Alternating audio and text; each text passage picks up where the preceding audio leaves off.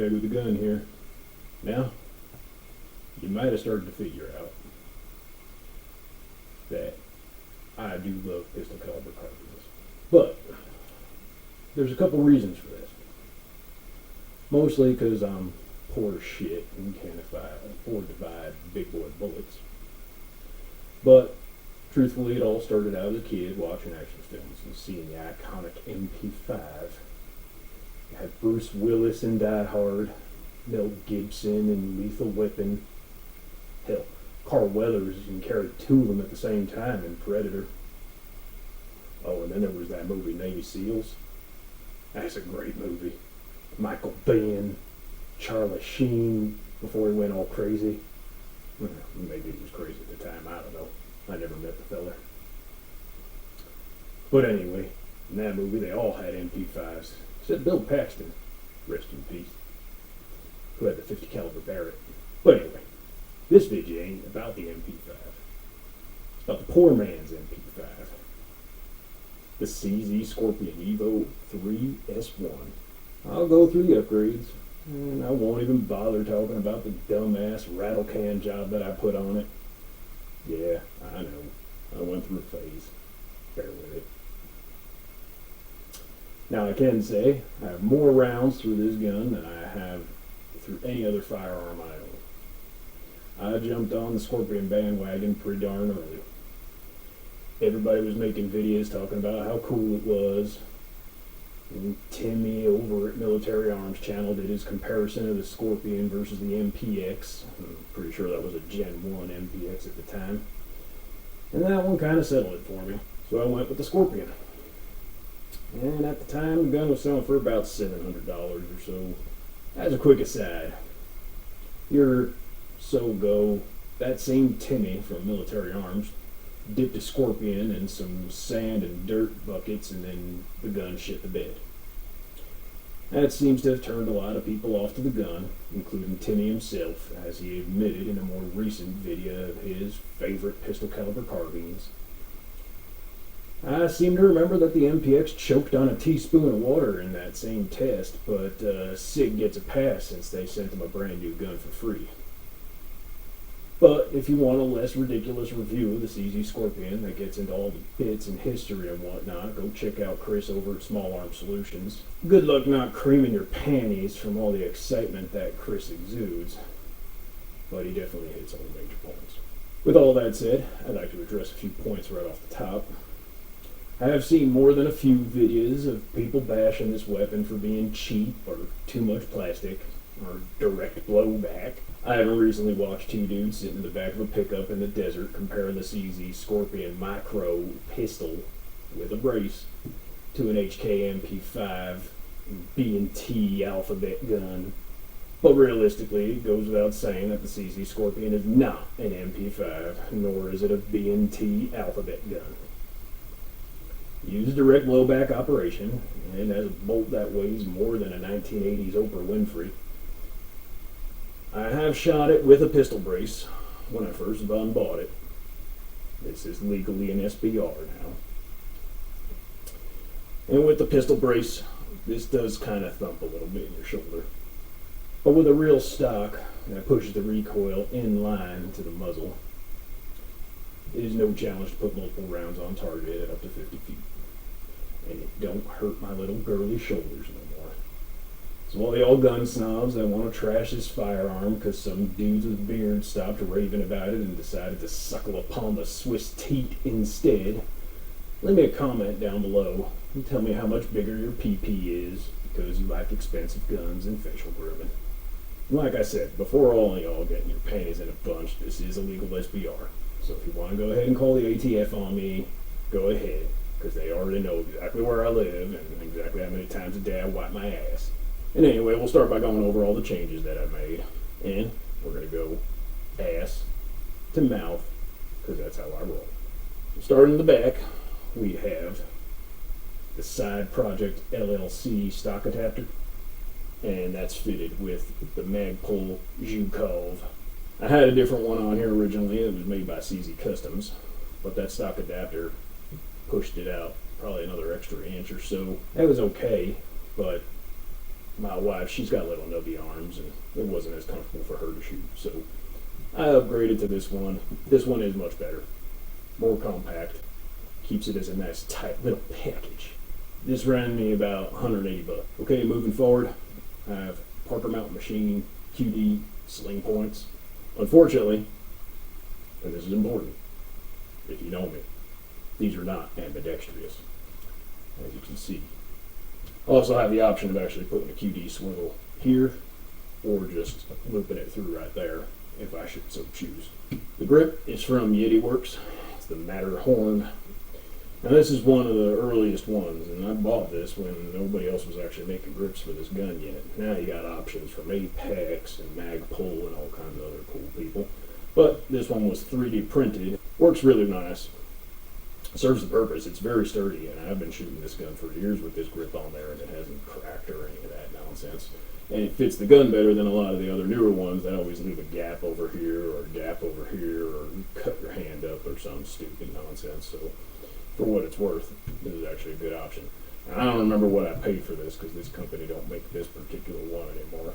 Now I think they make what they call the Switchback, which has replaceable back straps. Over here we have Gearhead Works paddle mag release, so it makes nice and easy to grab your mag, strip it out.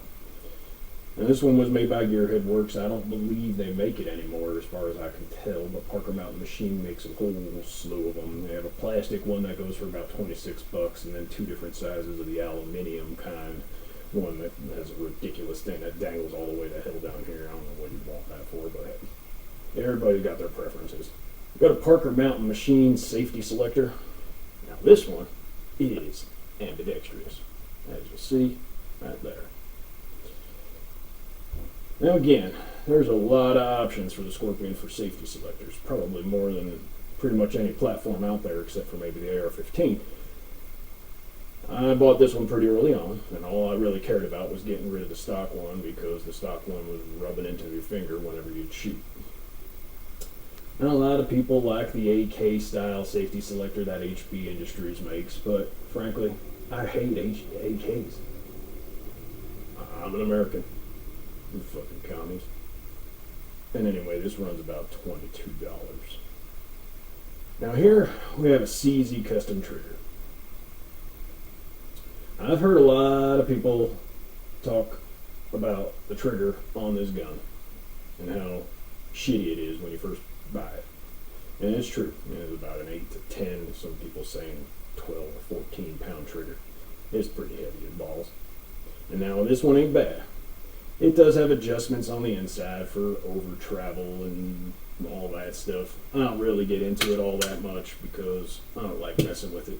Now what they did do nice is they polished up a lot of the surfaces, and this kit does come with a disconnector upgrade. Now the early Scorpions that were being imported into the country did have some problems with the disconnectors breaking. And the disconnector happens to be a 922R compliant part. So by upgrading to a domestically made one that happens to be stronger, I solved a couple of problems. The pull is really nice. Trigger weight is probably, I don't know, about the 4 pound. It's pretty light. I'll try and roll in some B footage to give you the trigger gauge measurement. And the reset is very nice.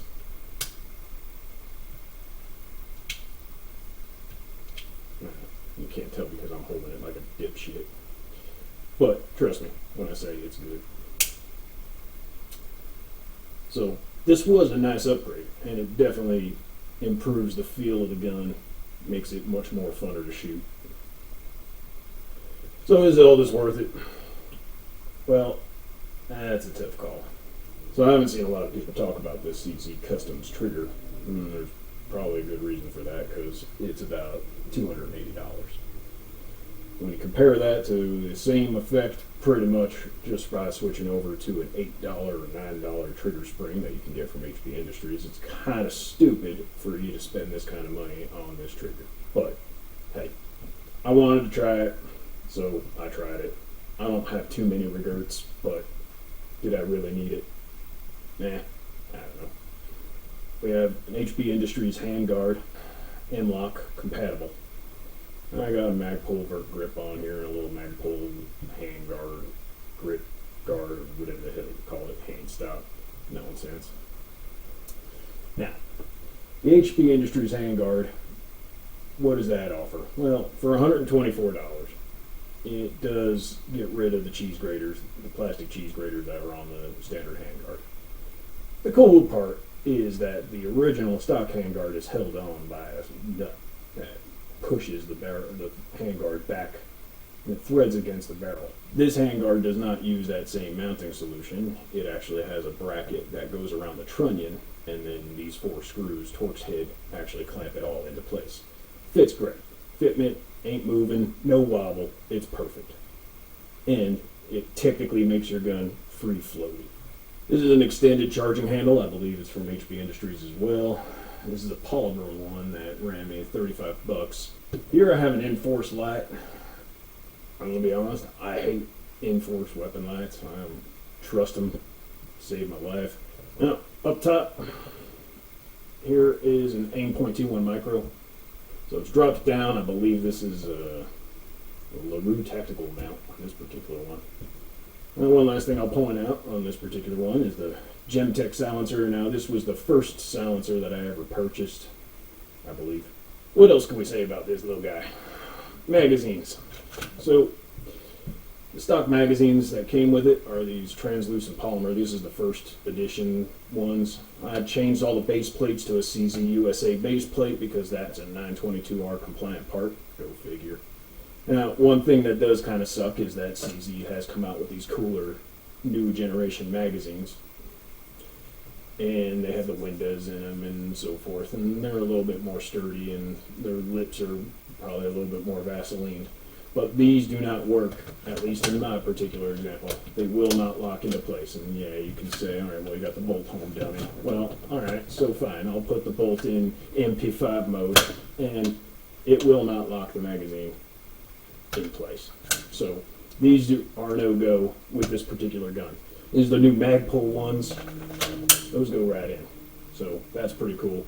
And these hold 35 rounds. I don't know who the hell would ever need them thing, but whatever. And here we have the Manicore Arms Prepper Gun Shop magazines. These came out a while ago. They hold 32 rounds, but they got the steel reinforced feed lips. And these came out as a result of their original feed lips blowing up on some people's guns. So they got this bracket on here that's supposed to be kind of like a those fancy MPX Lancer mags, whatever.